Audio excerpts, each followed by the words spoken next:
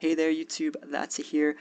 Gonna be bringing you guys another VGC battle. You can see I'm still sticking with that Rotom Heat Sceptile core, but I'm gonna be trying to spice it up a little bit with, some Blissey and some Hitmontop, some Pokemon that you've, seen me use in singles, but not really in doubles. So we're gonna try using that in a VGC format and see how it pays off.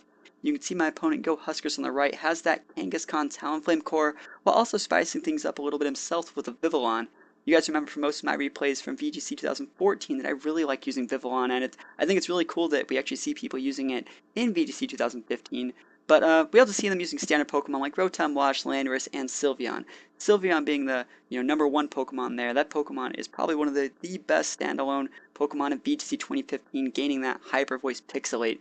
So we're going to see if my opponent can pull that off this game while we start this one up.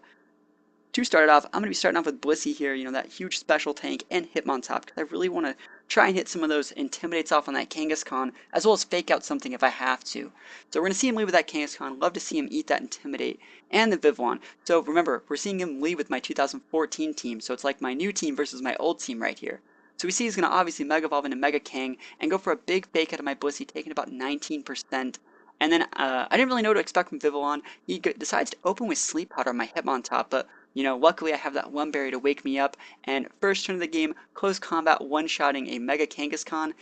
Doesn't get much better than that. I would have definitely lived the Hurricane, that's how I made, so that's why you didn't see me fake out the Vivillon. You probably expected me to try and go for some kind of shenanigans like that, but, obviously didn't work. We're then going to see him come with Talonflame, and now that I've killed the Kangaskhan, I'm going to switch up my Hitmontop. I can use that Intimidate later. I feel like all I need to do is play defensively for now, and I feel I can probably get a win from there. We see he goes for a Sleep Powder onto what was my Hitmontop slot, turning into that Gastrodon, and he decides to taunt my Blissey. And from you guys remembering most of my videos, taunting my Blissey is never a good idea. We're going for a big Thunder on that Vivillon, going super effective. We're not going to clock its Sash, but we already know it has one, so it's no big deal. They're going to switch into Arcanine, get another Intimidate off, this time onto Talonflame. So pretty big wearing those Intimidates over and over again. And we see him go for a Brave Bird on my Blissey. So, and then a Sleep Powder. So if I would have had like Protect, well, I'm obviously taunted. I was like, I could have protected, but whatever. So Blissey's asleep, no big deal. We're going to see Vivillon pop a Protect here. Remember, he wants to stay alive as long as possible and waste my Arcanine's time. So great job protecting there. Nothing too unexpected happening this turn. I expect everything to happen this way. Obviously, Talonflame wasn't going to kill my Blissey, and look at that recoil damage. It is ridiculous. So Blissey's still going to be asleep. Talonflame's taking damage. We're going to start this next turn off, by Arcanine trying to go for, well, obviously my taunt's going to wear out, but that's no big deal. Alright, Arcanine's going to start this turn off by extreme speeding the Vivillon. Luckily for me, I'm going to get the kill there. He was only at 2%, so it's not that big a deal.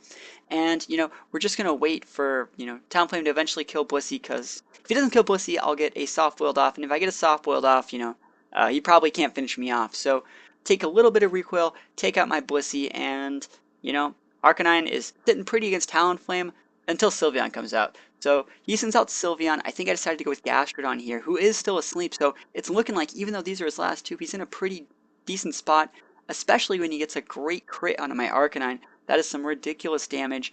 I'm also going to go for a Flare Blitz on his Sylveon. Not quite going to get the knockout there.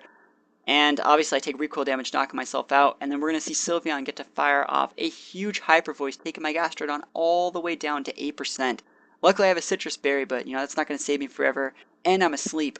So you guys are probably expecting me to lose this turn. I know this is probably the last turn of the game. So Hitmontop comes out, gets another Intimidate on that Talonflame.